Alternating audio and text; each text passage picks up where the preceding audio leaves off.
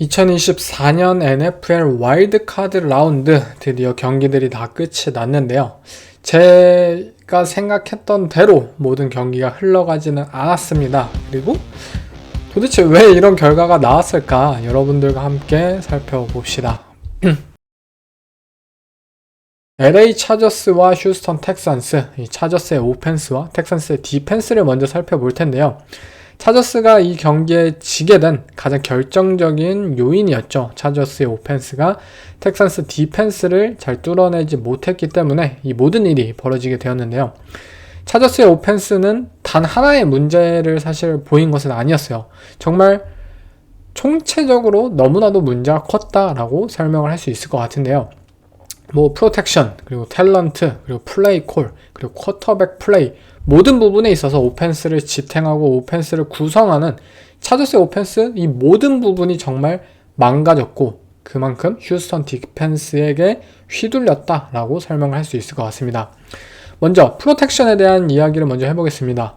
차저스의 오펜시브 라인, 양 태클들은 준수한 선수들로 있고 텍산스가 양 엣지러셔가 뛰어난 드닐 헌터나 윌 앤더슨이라는 걸출한 엣지러셔들, 패스러셔들을 가지고 있지만 차저스의 양 태클은 저는 어느 정도는 잘 막아줄 거라고 기대를 했습니다. 하지만 역시 문제였던 거는 시즌 내내 불안한 모습을 보였던 이들의 인테리어 오펜시브 라인이었고요. 휴스턴 텍산스의 경우 이 인테리어 오펜시브 라인을 공략하는 데 있어서 굉장히 좋은 게임 플랜들을 가져올 수 있었어요. 이들은 텍산스의 스턴트 패스러시 그리고 이 텍산스의 드니커 어트리나 이러한 디펜시브 태클들의 블러시 이 테크닉에 있어서 너무나도 쉽게 무너졌고 브래들리 로즈먼이라는 이 LA 차저스의 센터는 리그 최악의 올 시즌 정규 시즌 다 따지고 정말 최악의 센터 퍼포먼스를 펼쳤다라고 부를 수 있을 정도로 굉장히 형편없는 모습을 보여주었어요. 이 인테리어 오펜시브 라인을 공략하는 이 텍산스의 의도는 정확히 먹혀 들어갔고 결국 이것은 저스틴 허버트라는 쿼터백이 굉장히 치명적으로 다가왔습니다. 저스틴 허버트가 다른 조 버로우, 패트릭 마홈스, 조시 알렌 이런 쿼터백들과 이 어깨를 현재 나란히 하는 그런 평가를 받고 있음에도 불구하고 이 선수에게 다른 쿼터백은 있지만 이 선수에게는 없다라고 하는 것은 결국 이 선수의 운동신경입니다. 이 선수의 발이에요.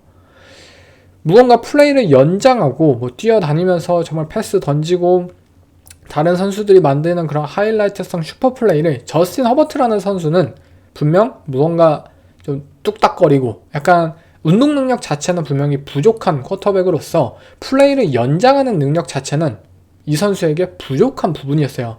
텍산스가 계속해서 패스러쉬를 압박을 보내고 하는 상황 속에서 허버트는 플레이를 연장하는 모습들을 선보이지 않았고 그냥 그냥 패스, 그냥 안 좋은 판단 이러한 식으로 오펜스가 굉장히 빨리 실패하는 모습들을 보이면서 더 큰 문제는 LA 차저스 입장에서 빠른 퀵 패싱 게임을 통해서 휴스턴 텍산스의 블리츠나 이들의 패스러시를 좀 따돌리기를 원했겠지만 현재 LA 차저스의 오펜스 바로 이 탤런트의 문제와 결합지어 되지만 이들의 리시버들은 드랍이 굉장히 많습니다.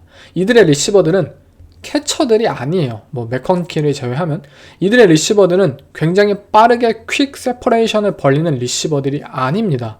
즉 차저스 입장에서 이러한 디펜스의 프레셔를 따돌릴 수 있는 오펜스 스킴을 사용할 수도 없고 그리고 이런 프레셔를 따돌릴 수 있는 운동 능력을 가진 쿼터백을 보유하지도 않고 있어요. 그렇기 때문에 프레셔가 다가왔을 때 차저스의 오펜스 굉장히 답이 없는 굉장히 무기력한 수준까지 팀이 전락을 해버렸고요.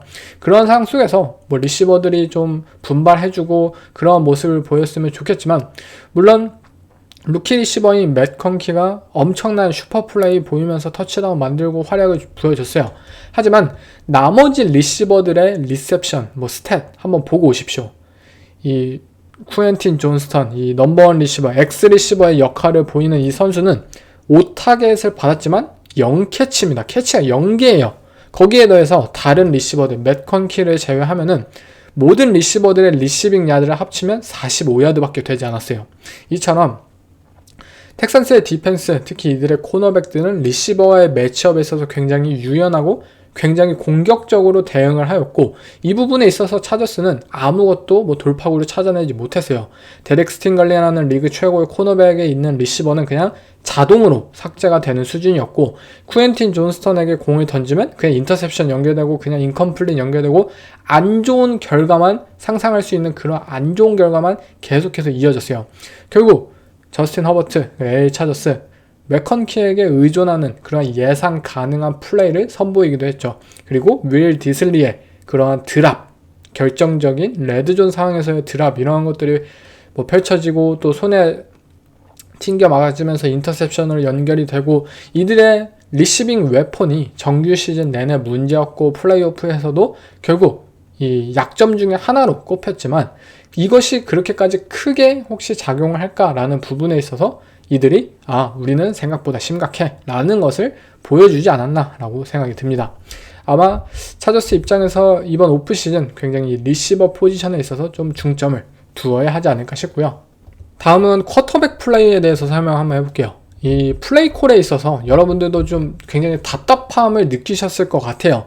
저 또한 이 그렉 로만 코치가 볼티모어 레이븐스 시절에 오펜시브 코디네이터로 있었을 때에도 굉장히 많은 비판을 했었고, 굉장히 단조롭고 좀 공격적이지 못한 콜, 굉장히 이 리시버들의 라우트 컨셉에 있어서도 무언가 아이솔 컨셉들을 선보이는데 급급하고, 무언가 자연스러운 스킴을 통한 이 세퍼레이션, 오픈 찬스를 만들어내는 데 있어서 굉장히 부족한 코치다 라고 항상 생각을 했었죠. 그렇지만 이번 경기에서도 마찬가지였어요.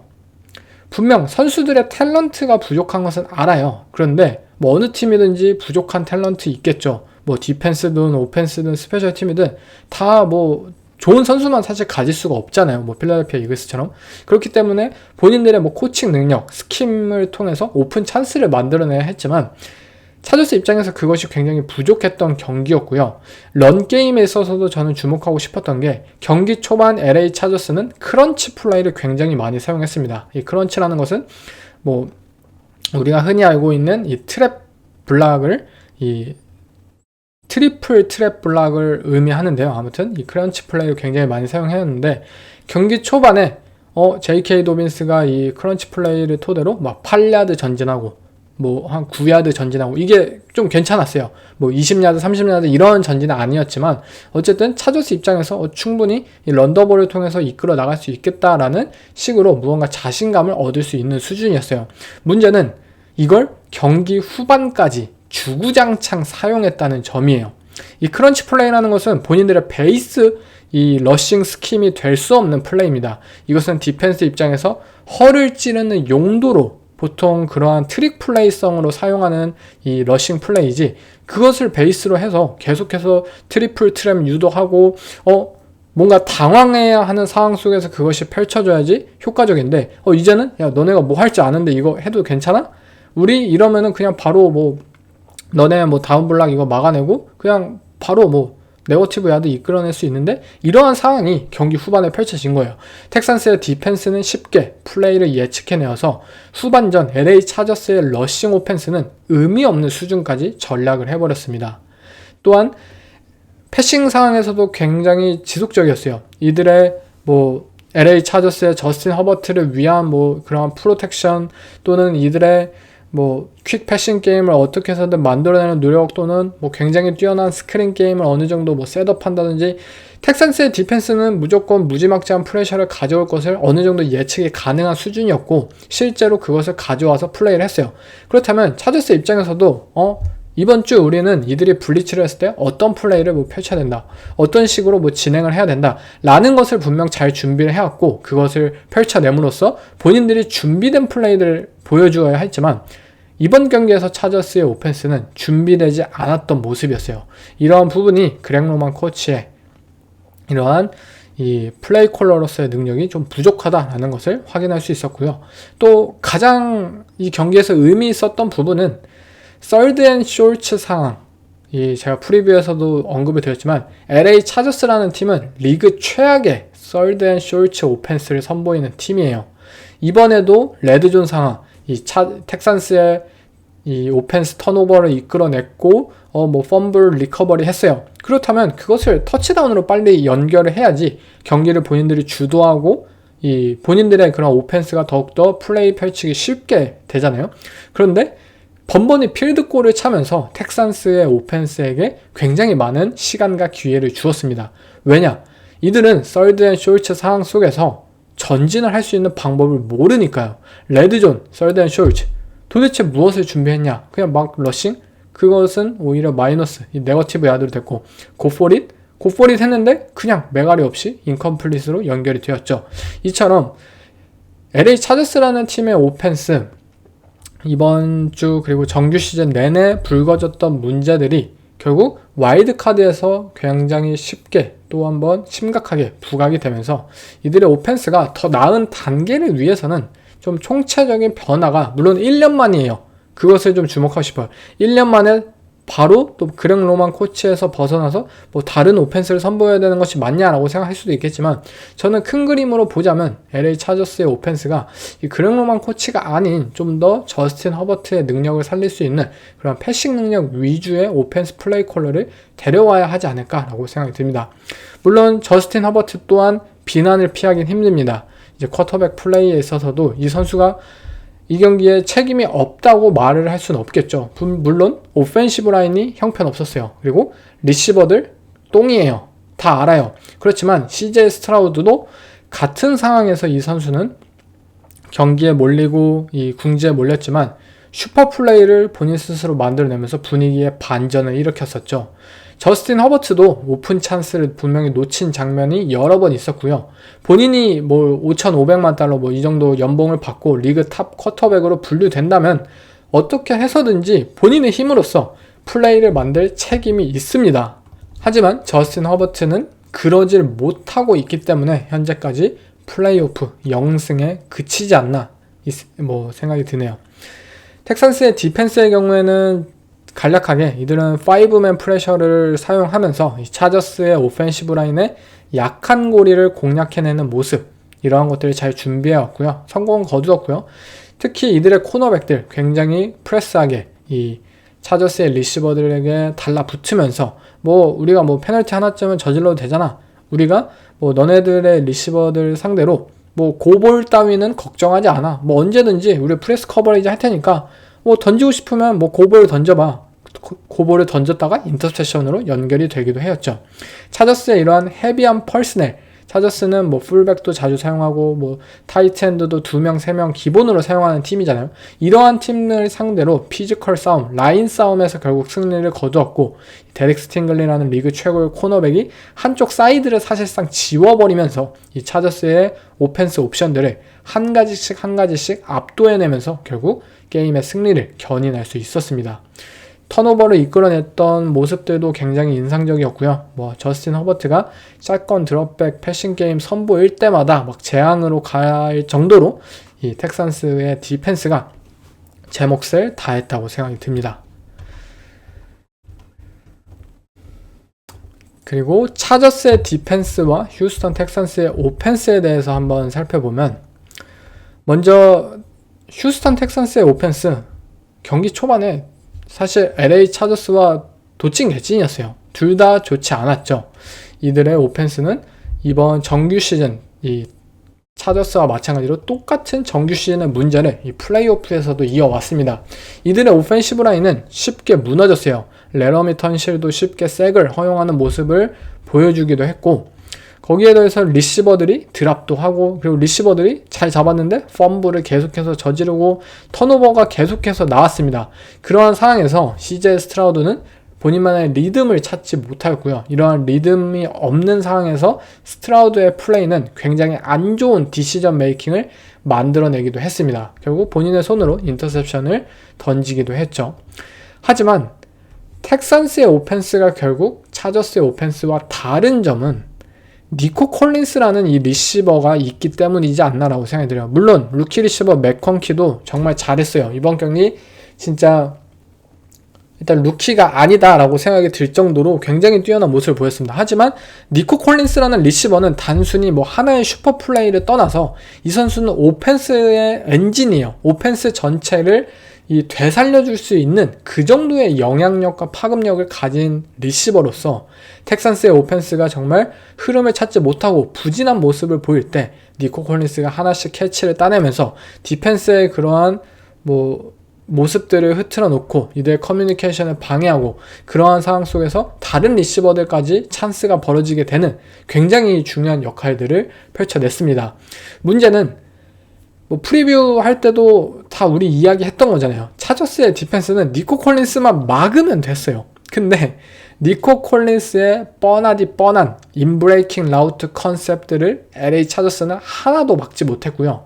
정말 이 막지 못했기 때문에 점점 스트라우드가 리듬을 찾고 막 다른 리시버들도 막 오픈 벌리게 되고 그러한 상황에서 이 본인들의 리듬이 차니까 쇼트 앤 퀵 패싱 게임을 계속해서 선보이면서 우리 팀의 오라인 쉐샤 괜찮아 우리 팀 지금 하지만 템포 리듬 다 있어 퀵 패싱 게임을 통해서 조금씩 빨리빨리 이 공을 뿌려내면서 전진할 수 있는 현재의 모습을 갖추었어. CJ 스트라우드가 결국 이 경기의 중반부터 본인만의 리듬을 되찾고 계속해서 짧은 패스들을 통해서 전진하는 모습을 보였잖아요. 이처럼 차저스의 디펜스는 왜 도대체 니코 콜린스를 좀 집중 마크하지 않았고 특히 레드존에서 니코 콜린스를 왜 더블 커버리지를 붙이지 않았는가.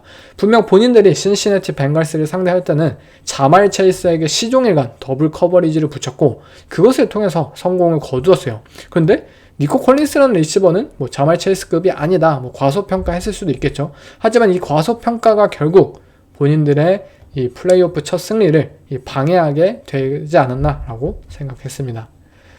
또한 어쨌든 아쉬운 결과물이 있었고 그리고 조 믹슨이라는 런닝백이 결국 JK 도빈스보다 더 뛰어난 플레이들 빅플레이를 만들어주면서 텍산스의 오펜스가 굉장히 큰 성공을 이 후반전에 보일 수 있었죠. 하지만 차저스의 디펜스는 저는 그래도 충분히 이 정도는 잘했다라고 평가를 하고 싶었어요. 분명 경기 초반에 턴오버를 3개나 유발을 했고요. 이 유발한 턴오버를 통해서 오펜스가 이 터치다운을 거두기만 했다면 경기의 양상은 분명히 달라졌을 거예요. 차저스가 좀 더 주도할 수 있는 그러한 경기로 펼쳐졌겠죠. 하지만 그 기회를 결국 날리게 된 이 오펜스의 책임이 이 경기에 있어서만큼은 더욱더 컸다고 느껴지고요. 그리고 차저스의 이번 정규 시즌에도 좀 비춰졌던 부분인데 이들은 쿼터백 스크램블에 있어서 굉장히 디펜스의 대처가 늦습니다. 리시버나 타이트엔드, 런닝백 커버리지 능력 굉장히 좋아요. 그런데 쿼터백 스크램블, 쿼터백의 그러한 이 러너로서의 그런 위협 가능성 이러한 것들 너무 과소평가하지 않나라고 생각이 들고 CJ 스트라우드의 그 엄청난 스크램블 그것이 결국 이 경기의 모멘텀을 불러왔고 이들이 승리를 거둘 수 있었죠. 차저스의 디펜스가 어느 정도 전체적으로 턴오버 유발도 하고 분명히 이 리그 최고의 디펜스로서의 그런 면모를 보인 것은 사실이지만 상대가 잘하는 것을 좀 어느 정도 과소평가했고 이 텍산스의 오펜스를 너무나도 쉽게 생각하지 않았나라고 생각이 들었습니다. 그렇다면 LA 차저스의 미래는 과연 어떻게 될까요? LA 차저스 저는 먼저 이번 오프시즌에 이들이 오펜스 탤런트 영입에 조금은 그래도 힘을 써야 된다고 생각이 들어요. 이번 리시버 FA가 T 히긴스나 이런 리시버들이 어쨌든 풀리게 되는데 좀 돈 좀 써서 이번에만큼은 저스틴 허버트에게 정말 좋은 리시버를 가져다 주고 저스틴 허버트라는 쿼터백의 역량을 한번 체크해 볼 필요가 있다고 생각이 듭니다. 우리가 사실 저스틴 허버트가 루키 쿼터백 중에 역대 최고의 시즌을 선보였다라고 설명을 할 수 있을 정도로 굉장한 시즌을 선보였잖아요. 그의 루키 시즌. CJ 스트라우드나 제이든 다니엘스가 현재 갱신을 해내고는 있지만 어쨌든 저스틴 허버트의 1년차 퍼포먼스는 사실 너무나도 충격적이었어요. 그런데 그 충격적인 루키 시즌 때문에 지금 이 선수가 과대평가되었다라고 생각하는 분들도 분명히 있을 것 같아요. 그는 동기인 조 버로우나 또는 현재 어깨를 나란히 하고 있는 조시 알렌이나 패트릭 마우스, 라마 잭슨 이러한 선수들보다 현재 더 좋은 결과물을 한 번도 만들어낸 적이 없어요. 그런데 항상 좋은 평가를 받고 있죠. 이처럼 저스틴 허버트라는 쿼터백이 과연 진정 어떠한 쿼터백일까? 이 쿼터백에게 정말 모든 것을 투자해서 좋은 리시버 주고 좋은 오펜시브 라인 구축해서 맡긴다면, 이 우리 팀의 미래를 맡긴다면 과연 이 선수가 그것에 응할 수 있는 선수일까? 라는 점을 저는 어느 정도 좀 테스트 해보고 싶습니다. 그렇기 때문에 차저스는 뭐 본인들이 어쨌든 약점이기도 하고 좀 리시버 탤런트에 있어서 이번에는 좀 돈을 써서 이 FA를 통해서 검증된 리시버를 영입할 필요가 있지 않을까 싶고요. 인테리어 오펜시브 라인의 경우에는 뭐 드래프트나 이런 것들을 통해서 확실하게 보강을 해내야겠죠. 저스틴 허버트는 분명히 모빌리티라는 측면에 있어서 약점을 가진 선수이고요. 이러한 것들을 좀 채우기 위해서는 든든한 인테리어 오펜시브 라인, 패트릭 마홈스가 현재 가지고 있는 것처럼 단단하게 이 쿼터백인 저스틴 허버트를 지킬 수 있고, 그것을 통해서 강력한 뭐 피지컬 싸움, 이 런 게임에 있어서도 그러한 오펜스 아이덴티티를 구축할 수 있는 그러한 오펜시브 라인을 구축하는 것, 이들의 오프시즌에 굉장히 중요할 것 같습니다. 또한 오펜스 탤런트 중에서도 러닝백 포지션을 이들이 너무 과소평가했었죠. JK 도빈스나 뭐 이러한 줍줍 러닝백들, 물론 뭐 팀의 그런 빈자리를 메꾸고 그러는 데 있어서는 분명 좋은 선수들이에요. 그렇지만 그들이 진정 빅플레이를 만들어낼 수 있을지, 본인들의 오펜스를 한 단계 업그레이드 시켜줄 수 있는 선수인지, 단순히 오펜스 스킴에 묻어가는 선수인지, 아니면 본인들의 오펜스를 더욱더 확장시켜줄 수 있는 선수인지, 그것을 구별하는 것이 굉장히 중요하고요. 차저스의 경우 본인들이 이 러싱 게임에 있어서 좀 더 활력과 폭발력을 내년에는 좀 불러올 필요가 분명히 있습니다. 그리고 디펜스에 있어서도 이들이 올 시즌 디펜스 실점 1위를 기록했을 정도로 리그 최고의 디펜스 면모를 선보였는데요. 이번 시즌 이들은 뭐 클릴 맥이라는 이 디펜시브 플레이어가 은퇴를 고려하고 있다라는 뉴스가 들릴 정도로 이 클리오맥을 붙잡지 않는다면 차저스의 디펜시브 라인이 사실 믿을만한가? 이 조이보사의 경우에는 부상 이력이 굉장히 많고요. 이 선수를 의지할 만한 그러한 선수로서 좀 믿고 이 시즌을 계획하기에는 저는 무리가 있다고 생각하기 때문에, 그래도 클리오맥이 막 나이가 많지만 아직도 굉장히 뛰어난 리그 최고의 런 디펜스 엣지 러셔의 모습을 보이고 있고, 패스 러셔 측면에서도 아직도 좋은 랩을 보여주고 있어요. 또한 내구성 또한 뛰어난 모습을 보여주고 있고요.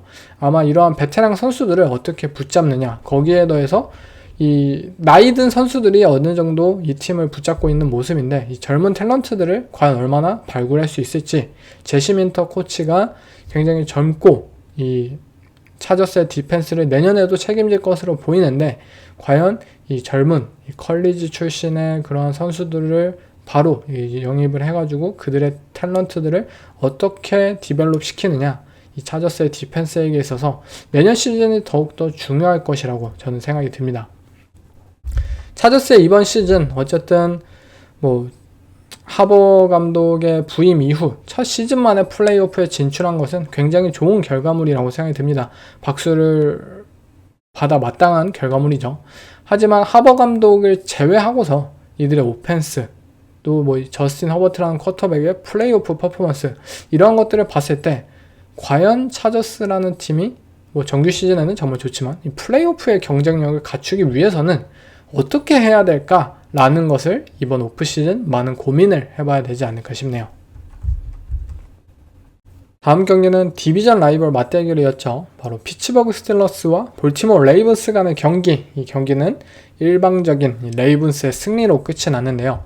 먼저 스틸러스의 오펜스와 레이븐스의 디펜스를 한번 살펴봅시다. 먼저 러셀 윌슨의 끝이 보이지 않나 라고 생각이 드는 경기였는데요. 굉장히 단조로운 이 플레이 콜을 선보였던 스틸러스의 오펜스. 정규 시즌에도 너무나도 많이 언급을 드렸어요. 맷 캐나다 오펜시브 코디네이터가 현재 선보이고 있는 이 러셀 윌슨과 함께하고 있는 이 스틸러스의 오펜스는 비록 이들이 성공을 거두고 있음에도 불구하고 너무나도 플레이 콜이라는 관점에서 쉽고 간단하고 단조롭다. 무언가 확장을 분명히 보여야 한다. 그렇지 않다면 현재 이들의 성공이 조만간은 끝이 날 것 같다 라는 것이 제 생각이었어요. 그리고 실제로 이들은 그 본인들에게 있어서 그 유일한 숙제였던 부분을 해결하지 못하면서 이번 플레이오프에서 무기력한 패배를 선보이게 되었습니다. 플레이콜이 그냥 단순해요. 체크다운 아니면은 뒷볼이에요. 그냥 러셀 윌슨이 뒷볼 한번 쳐다봅니다. 리시버들이 잘 받겠네, 좀 틈이 있네, 내가 꽂아 놓을 수 있을 거 같네, 그럼 뒷볼 던집니다. 근데 안 되겠네 하면 체크다운 던집니다. 이게 끝이에요. 디펜스 입장에서 이렇게 단조로운 디펜스를 상대로 너무나도 쉬운 거예요. 거기에 있어서 볼티모어 레이븐스의 디펜스는 리그 최고의 퍼포먼스를 선보이던 팀이었잖아요. 이들은 모든 걸 펼칠 수 있어요. 최고의 니켈 코너백을 가지고 있고, 최고의 후방 세이프티, 최고의 미들 라인베커의 역할까지 할 수 있는 카일 해밀턴이나 세이프티, 거기에 대해서 이들의 패스러셔 또한 굉장히 다양한 변장을 선보일 수 있는 크리퍼 컨셉, 또는 존 블리츠, 이러한 것들을 매년 선보일 수 있었던 그러한 팀이었어요. 그렇기 때문에 레이븐스 입장에서 야, 너네가 하는 거 지금 맞냐? 우리 다 할 수 있어, 다 커버할 수 있어 라는 모습으로 이 경기에 날아다니는 모습을 보였고요.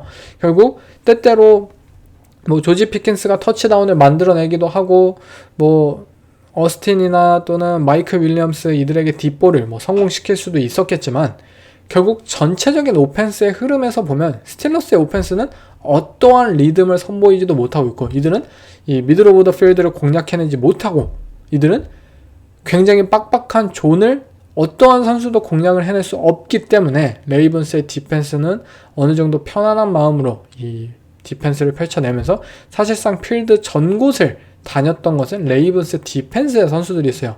스틸러스 오펜스의 선수들은 그냥 사이드라인을 매번 따라다니는 정도로만 필드 위를 걸어 다녔습니다. 이들은 결국 필드의 중앙을 공략해내지 못한다는 부분, 이들의 런게임은 나쁘지 않아요. 3야드, 4야드 전진할 수 있어요.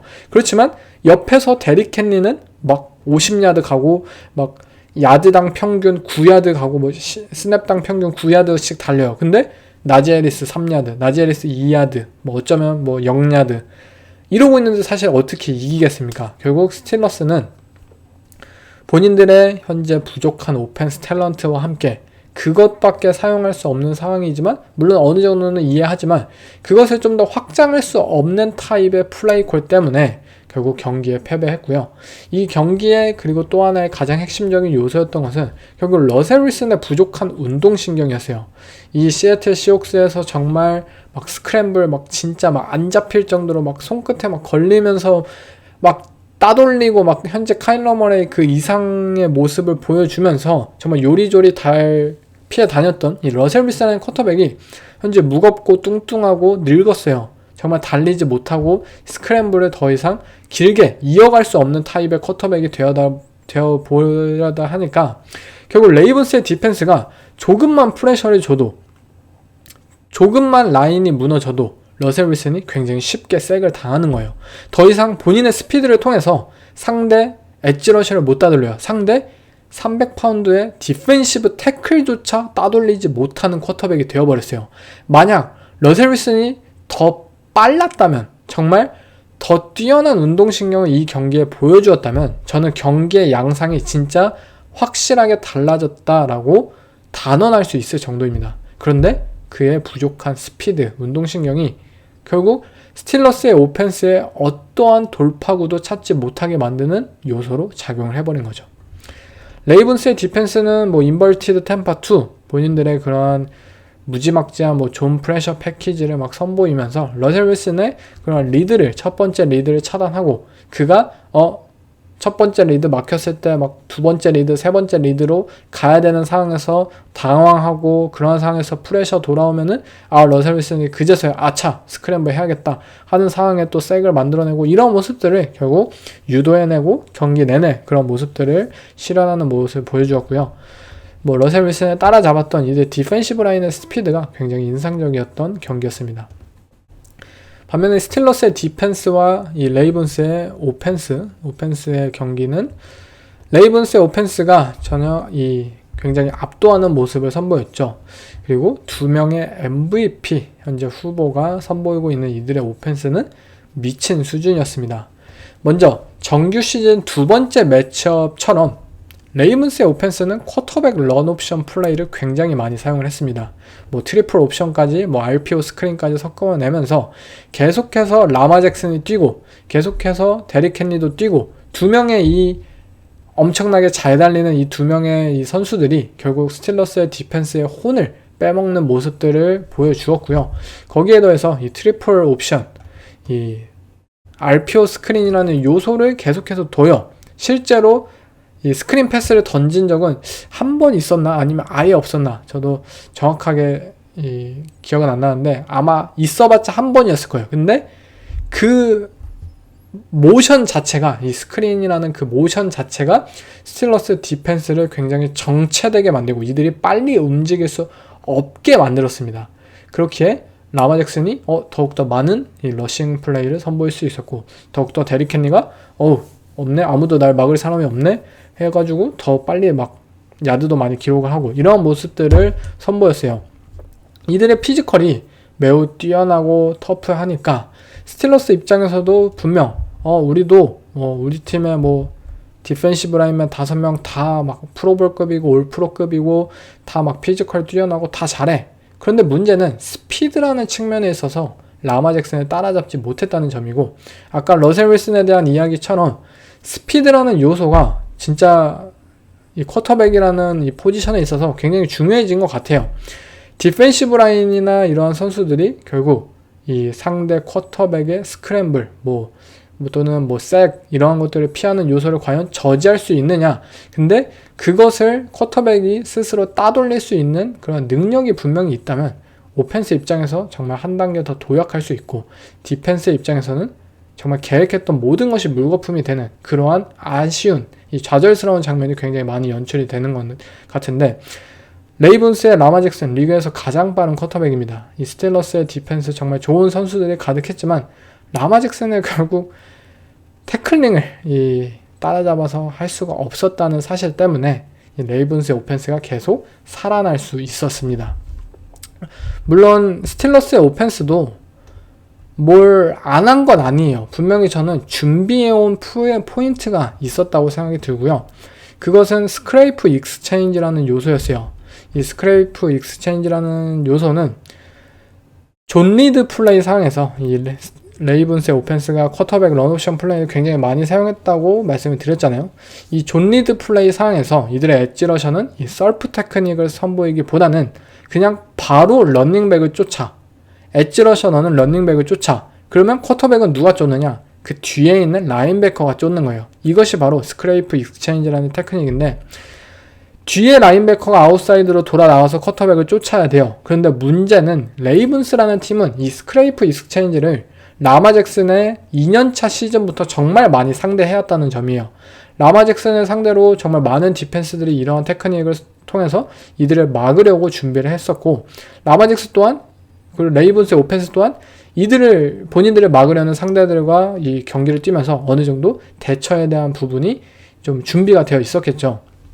결국 스크레이프 익스체인지를 사용할 라인베커의 그런 무브먼트를 오히려 예상을 하고 오히려 타이트엔드 한 명을 이용해가지고 엣지 러셔를 다운블락 시키고 라인베커는 쿼터백을 쫓으러 아웃사이드로 나갔기 때문에 그쪽으로 오히려 생긴 빈 공간을 오히려 러닝백의 데릭 헨리의 컷백 레인으로 잡아 오히려 역으로 노리는 모습들을 보여주기도 했고요. 아예 피스톨 포메이션에서 한 명의 이 오펜시브 라인의 풀러와 함께 반대 방향으로 달림으로써 쿼터백을 마중 나온 라인베커를 아예 배제시키는 전략을 사용하기도 했습니다. 거기에 대해서 아까 언급드렸다시피 이 RPO 스크린이라는 요소, 이 번치 스크린 포메이션을 계속해서 깔아둠으로써 스틸러스의 디펜스를 박스에 있어서 최소의 인원으로 2개 만들었다는 점. 박스, 너네 많은 인원 배치 못해. 배치하면 스크린 할 거야. 한번 해봐. 이런 식으로 계속 협박을 하고 이 스틸러스의 디펜스가 구조적으로 이 박스에 많은 인원을 배치하지 못하고 결국 배치하지 못한 상황 속에서 수적 열세인데 또 라마 잭슨의 스피드 또 데릭 헨리의 그런 폭발적인 스피드 이런 것들을 또 따라잡아야 하는 굉장히 부담스러운 상황이 펼쳐졌고요. 결국 라마와 헨리 두 명이 번갈아 가면서 활약 펼치고 빅플레이 만들어내고 스틸러스의 디펜스 지치게 되고 본인들의 그런 공격적인 이 디펜스 플레이 블리츠 많이 하잖아요. 커버 3, 커버 1 계속해서 막 선보이고 하는 이들의 블리츠가 본인들이 주도적으로 펼쳐지기보다는 자꾸 상대 오펜스에 맞추는 플레이를 펼치게 되니까 그 장점이 아예 물거품이 된 겁니다. 이처럼 이 스틸러스의 디펜스가 굉장히 좀 힘들었던 나날이 펼쳐졌고요. 빅플레이를 결국 만들어내지 못한 점도 이 경기 이들이 패했던 이유이기도 합니다. 그렇다면 스틸러스의 미래는 과연 어떻게 될까? 이들이 뭘 해야 될까라는 부분에 있어서는 현재 마이크 톰린 감독이 어느 정도 핫시트에 있다라는 루머들이 있습니다. 이 감독을 트레이드 카드로 쓸 수도 있다. 여러 팀들이 노릴 수 있다. 이런 뉴스에 대해서 마이크 톰린은 시간 낭비다. 나는 안 떠난다. 이런 메시지를 던지기도 했는데요. 과연 마이크 톰린은 떠나야 할까요? 여러분들의 의견이 궁금하기도 한데요. 저는 마이크 톰린이라는 감독이 분명 이 스틸러스라는 프랜차이즈를 그래도 그나마 지탱하고 있는 감독이라고는 생각이 듭니다. 그의 컬처를 세팅하는 능력이나 팀빌딩 능력 이러한 것들을 저는 분명히 믿고 있고요. 마이크 톰린을 자른다고 해서 스틸러스 프랜차이즈가 과연 계속해서 위닝 시즌을 거둘 수 있을까? 이들이 플레이오프에 진출하는 것이 현재 쉽고 그리고 플레이오프의 승리가 사실 중요한 거잖아요. 이들에게 있어서 진출은 하는데 승리를 못한다. 근데 마이크 톰린이 없으면 플레이오프 진출도 어렵게 되지 않을까라는 것이 제 생각이지만 객관적으로 한번 살펴보겠습니다. 먼저 마이크 톰린 현재 리그 최악의 오펜시브 코디네이터, 오펜스 플레이 콜러 영입에 있어서 정말 최악입니다.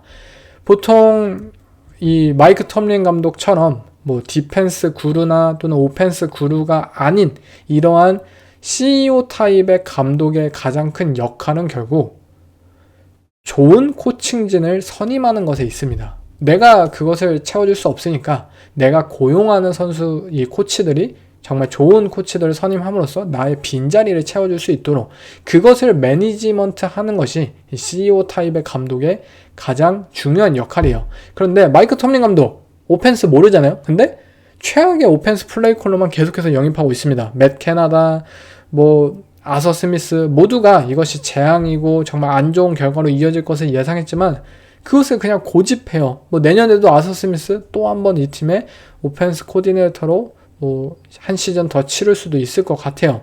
이처럼 마이크 톰린 감독의 이러한 코칭 선임에 있어서는 분명 내년에는 달라져야 되지 않을까. 본인이 스스로 대대적인 변화를 어느 정도 예고했는데 그것이 좀 더 빨리 이루어졌어야 한다고 저는 생각이 들고요. 그리고 쿼터백 포지션이 현재 계속해서 이러한 모습을 보이는 것도 너무나도 안타깝습니다. 계속해서 이들은 쿼터백 주워오고 이 드래프트 1라운드 하위 라운드에서도 하위 픽으로서도 케니 피켓 뽑고 아니면 말고 이러한 식으로 매년을 약간 땜빵하듯이 대처를 하다 보니까 당연히 안정적인 쿼터백 포지션을 유지할 수 없게 되고 쿼터백 포지션이 안정적이지 못한데 현재 NFL 2024년, 2025년 이 시대에서 쿼터백 안정적인 모습 없이 어떻게 플레이오프에서 승리를 거둘 수 있겠습니까? 스틸러스는 이러한 오펜스적인 부분을 분명 마이크 톰린 감독이 이번엔 좀 대대적인 변화를 분명히 보일 필요가 있고요. 저는 디펜스에 있어서도 분명히 새로운 모습이 필요하다고 생각이 들어요. 스틸러스 정말 치열한 피지컬하고 터프한 디펜시브 라인 위주의 그런 퍼포먼스들을 선보였고 올 시즌도 정말 좋은 선수들 많이 발굴하고 키워냈잖아요. 정말 뛰어난 선수들이 많아요. 이들의 디펜시브 라인에. 그런데 TJ 왓이나 이러한 선수들이 이번 플레이오프 무대에서 사실 어떠한 활약도 보여주지 못했다라고 말을 할 수 있을 정도로 이들은 빅플레이를 만들어내지 못하였고 이들의 압박에 더해서 무언가 이 백사이드에서도 좀 더 활약을 펼쳐낼 수 있는 선수가 부족하다는 점이 굉장히 중요하지 않을까. 라이벌 팀인 레이븐스의 경우 디펜시브 라인 좀 부족해요. 하지만 이 뒤에 카일 해밀턴 날라다니고 그리고 말론 험프리의 니켈 포지션에서 턴오버 계속 가져오고 이러한 부분들을 좀 더 채워주고 또 다른 다이나믹한 이런 디퍼런스 메이커들의 활약을 통해서 디펜스를 이끌어 나가는 모습들을 보여주잖아요. 근데 스틸러스 D라인 정말 막강해요. 근데 그 뒤에는 아무것도 없는 거예요. 민카 피츠 패트릭, 패트릭 퀸, 이름값은 있는 선수들이 분명히 있지만 그들을 통해서 결과물들을 현재 만들어내지 못하고 있고 리그 최고의 D라인을 보유하고 있으면 뭐예요? 뒤에서 턴오버를 유발해내지 못하고 그러한 떡고물을 받아먹지 못하고 있는데 말이죠. 이들의 코너백인 조이 포터 주니어 리그에서 가장 많은 페널티를 기록하고 있고요. 이들이 뭔가 좀 더 코너백 포지션, 이 니켈 포지션에 있어서 좀 더 플레이메이커로서의 그러한 선수가 이 팀의 디펜스에게 있어서 필요하지 않을까. 좀 더 기존에 보여주던 스틸러스의 디펜스가 아닌 다른 타입의 디펜스, 뭐 오펜스도 마찬가지고 그런 모습들을 보일 필요가 있습니다. 그러면 이제 마이크 텀린 감독 과연 컬처라는 부분, 본인의 가장 큰 강점으로 꼽혔던 이 부분에 있어서 어떨까? 올 시즌 이 스틸러스의 최고의 선수였죠. 바로 조지 피킨스라는 리시버는 항상 인터뷰 때 막 사고치고 뭐 본인의 미래에 있어서 막 불투명하게 말하고 뭐 경기 도중에도 막 좀 막 아무튼 문제가 됐던 그런 악동의 퍼포먼스를 매 경기 선보였잖아요. 그런데도 과연 마이크 톰린 감독이 뛰어난 컬처를 현재 만들고 있을까요? 이들의 리시버들 항상 사고치고 다니는데 경기에 막 뛰는 거 막 귀찮아하고 막 그러는데 의지가 없어 보이는데 과연 마이크 톰린 감독이 뛰어난 컬처 빌더인가? 그런 부분도 한번 생각을 해볼 수 있을 것 같아요.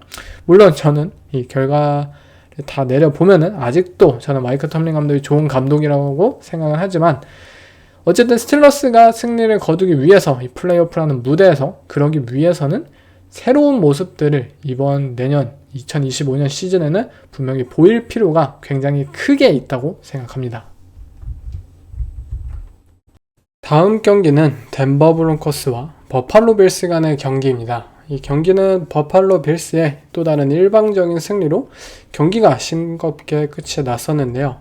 이 경기는 브론코스의 오펜스 입장에서 보닉스라는 루키 쿼터백이 이번 시즌 정말 큰 성장을 시즌 중에 선보이고 또 희망을 가지게 한 시즌을 선보였지만 아직 플레이오프라는 무대에서 리그 최고의 쿼터백인 조시 알렌이라는 이 쿼터백과 함께 경쟁을 선보이기에는 아직 많이 부족하다라는 현실을 깨달을 수 있었던 경기였던 것 같은데요.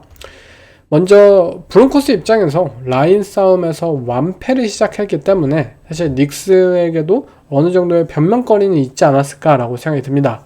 빌스의 디펜시브 라인은 이 브론코스의 오펜시브 라인 상대로 굉장히 많은 이 라인 컨트롤 능력을 선보였고요.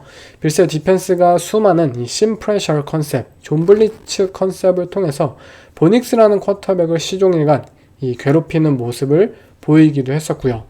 덴버의 입장에서는 무언가 이런 프레셔나 또는 본인들의 오펜스 템포를 가지기 위해서 닉스의 부담을 덜어주기 위해서 이들은 정규 시즌 수많은 스크린 패스를 던졌고요. 그 스크린 패스가 이들의 오펜스의 당당한 한 부분으로서 많은 비중을 차지하기도 했었습니다. 그러나 이 경기 덴버의 스크린 오펜스는 빌스에게 있어서 번번이 막혔어요. 계속해서 네거티브 야드로 연결이 되는 등 버팔로 빌스의 이 존 커버리지를 상대로 굉장히 빠른 이 태클링을 통해서 쉽게 이들이 전진을 하지 못하게 되었고 결국 이 스크린이라는 요소가 사라지게 되었고 본인이 정말 최전방으로 나서서 팀을 이끌어야 하는 그런 보닉스가 굉장히 부담스러운 상황이 연출이 됐고요. 그러한 상황에서 덴버가 선택했던 것은 수많은 이 스프린트 플레이였어요. 쿼터백이 뭐 주로 이 라이트 사이드로 이 뛰어다니면서 스냅 직후 이 뛰어다니면서 디펜스를 움직이게 만들고 그리고 본인 스스로 이 디펜시브 라인 이 프레셔에 이 멀어지게 되면서 본인 또한 이 필드에 이 시선을 고정하고 자연스럽게 열린 리시버를 찾아서 뭐 패스를 꽂아놓고 이러한 모습들을 보이는 플레이들을 많이 선보였어요. 그런데 문제는 보닉스라는 쿼터백이 이날 패스의 정확성이 굉장히 안 좋았다는 거예요. 특히 움직이는 상황에 있어서 이 선수의 패스 정확성은 굉장히 좋지 않았고요. 번번이 리시버는 오픈인데 계속 리시버에게 언더스로우 던지고 이 패스가 인컴플릿 되는 장면이 굉장히 많이 연출이 되었었죠. 결국 이 보닉스라는 쿼터백이 어느 정도 너무 당황스러워했고 그리고 본인 스스로도 아직 어느 정도 뭐 다양한 플레이에 있어서 다 완벽하게 수행할 수 있는 능력은 없었기 때문에 이 빌스의 디펜스의 그런 뛰어난 퍼포먼스에 좀 벽에 부딪혀가지고 이 브론코스의 오펜스가 굉장히 좀 실망스러웠던 오펜스 퍼포먼스를 선보였습니다. 빌스의 디펜스의 경우에는 다음 경기를 분명히 기대하게 만들었어요. 이들은 이 보닉스라는 어느 정도 모빌리티를 가지고 당당하게 본인의 발이 무기다라고 말을 할 수 있는 타입의 쿼터백을 디펜스의 스피드만으로 제어할 수 있는 모습들을 선보였습니다. 이 브론코스가 굉장히 많은 스프린트 플레이를 펼치기도 했고 또 스크램블 상황에서도 빌스의 디펜스는 보닉스를 계속해서 이 스피드로 따라잡으면서 막 태클링 막 유도할 수 있도록 컨테인하는 모습들을 자주 선보였고요. 다음 경기 빌스라는 팀이 레이븐스라는 이 리그에서 가장 빠른 쿼터백을 상대해야 되고 그 팀의 막 오펜스가 정말 휘황찬란하고 막 엄청 막 돌아다니고 막 이러잖아요. 그러한 것들을 빌스의 디펜스가 본인들의 강점인 이 스피드를 통해서 제어할 수도 있지 않을까라는 기대감을 분명히 가지게 했고요. 이들은 항상 언더사이즈예요. 그렇지만 언더사이즈임에도 불구하고 덴버라는 팀 굉장히 피지컬함과 그러한 파워 런 게임을 추구하는 팀을 상대로 라인 싸움에서 승리를 거두었다. 그렇다면 또 다른 헤비 퍼스넬 그리고 리그에서 가장 터프한 피지컬을 보이고 있는 데릭 헨리라는 이 런닝백을 가진 볼티모어와의 경기에서도 빌스의 디펜스 통하는 것이 아니냐라고 기대를 해볼 수도 있을 것 같습니다. 다음은 브론코스의 디펜스 그리고 빌스의 오펜스 간의 대결이죠. 빌스의 오펜스는 너무 잘 준비를 해왔습니다. 이 경기. 브론코스의 디펜스는 리그에서 가장 많은 블리츠를 선보이는 팀이고요. 그에 따라서 빌스의 오펜스, 우리 팀의 오펜시브 라인이 이 팀의 디펜스, 블리츠 다 막을 수는 없을 거야. 그렇기 때문에 이 팀이 블리츠를 무조건 해온다면 그에 맞는 오펜스를 준비해오면 된다. 무조건 이 타임 투 스로우 2등을 기록했을 정도로 굉장히 많은 퀵 패싱 게임을 선보였고요. 그러한 상황에서 조시 알렌의 패스 정확성도 굉장히 뛰어났고 이들의 오펜스 플레이 컨셉도 굉장히 뛰어난 수준으로 준비해왔던 만큼 덴버의 디펜스를 상대로 이 프레셔를 따돌린 채 본인들이 원하는 타입의 오펜스를 선보일 수 있었습니다. 거기에 더해서 이들은 제임스 쿡이라는 런닝백을 바탕으로 해서 뛰어난 런더볼 능력까지 선보였죠. 그런 상황에서 엑스트라 라인맨을 활용한 이 6 오펜시브 라인맨 전략과 그리고 리시버들을 라인에 가깝게 붙이는 타이트 번치 포메이션의 활용을 통해서 본인들의 러싱 게임이 무지막지한 덴버 브론코스의 디펜스를 상대로 우리 충분히 할 수 있어. 1대1 상황에서 안 되면은 또 다른 엑스트라 블라커, 엑스트라 라인맨, 인서트 해가지고 또 다른 블락 앵글 만들어내고 예상치 못하게 더블팀 붙일 수도 있고 막 다양한 이 러싱에 대한 시도를 통해서 결국 활로를 찾았고요. 덴버의 디펜스가 런 디펜스라는 측면에 있어서 이 경기 굉장히 안 좋았던 면모를 보인 것은 빌스의 오펜스가 그만큼 많은 것을 준비해왔기 때문이다 라고 생각하시면 될 것 같고요. 결국에 덴버의 디펜스도 어느 정도 리그 최고의 디펜스이기도 하고 좋은 활약들을 저는 충분히 보여주었다고 생각이 들어요. 그렇지만 결국 조시 알렌이라는 쿼터백을 막지 못한다는 것이 이 경기의 가장 좌절스러운 부분이었겠죠. 분명히 덴버의 디펜스 블리츠 상황에서 빌스가 퀵 패싱 게임 선보이고 무력화됐어요. 그렇지만 포맨 러시 할 때는 분명히 좋은 압박을 넣어줬고 그러한 상황 속에서 레드존 디펜스 굉장히 좋았어요. 그런데 문제는 빌스의 오펜스가 썰드 앤 숏 또는 고포릿을 해야 되는 상황 이러한 상황들이 연출이 되었을 때 결국 조시 알렌을 막아낼 수가 없다는 거죠. 조시 알렌은 그냥 썰드 앤 인치 이런 상황이 연출이 되면은 그냥 본인이 뜁니다. 쿼터백 투시 푸시를 사용하든 또는 큐비 스닝 뭘 사용하든 아무튼 조시 알렌은 다 컨버전을 해요. 그렇기 때문에 디펜스의 입장에서 이것이 썰드 다운까지 가더라도 무조건 다운을 갱신할 수 있는 상황으로 번지다 보니까 결국 굉장히 좌절스럽고 체력적으로도 부족하고 결국 조시 알렌을 경기 내내 막을 수 없었다는 요소가 굉장히 크게 이 경기에 부각이 되었습니다. 덴버 브론코스의 미래를 그렇다면 살펴보면 어떻게 될까? 분명 덴버 브론코스 올 시즌 6천만 달러에 대한 데드캡이었나요? 얼마였는지 정확히 기억이 지금 안 나는데 아무튼 엄청난 데드캡을 기록하고 그리고 보닉스라는 루키 쿼터백과 함께한 1년차 시즌에도 불구하고 이들은 플레이오프에 진출했습니다. 정말 뛰어난 이 성적을 올 시즌 거두었다고 생각이 들고요. 이들의 미래는 너무 플로어가 단단해요. 너무 좋은 코치들이 있고 너무 좋은 선수들이 이 팀에 현재 발굴이 됐습니다. 내년에는 이 데드캡이 사라지고 더 많은 캡 스페이스를 이들은 사용을 할 수 있어요. 더 많은 전력 보강을 할 수 있습니다. 그리고 현재 이 꽃을 피우고 젊은 선수들, 이 발굴된 선수들이 내년에 더 좋은 모습을 보일 것 같다는 게 이 가장 큰 기대감인 것 같아요. 거기에 더해서 만약 이 키플레이어 영입까지 각재 이 적재적소의 그 포지션에 딱 박아 놓으면은 덴버라는 팀이 정말 전체적인 그림에 있어서 너무나도 단단한 팀이 되지 않을까라고 생각이 듭니다.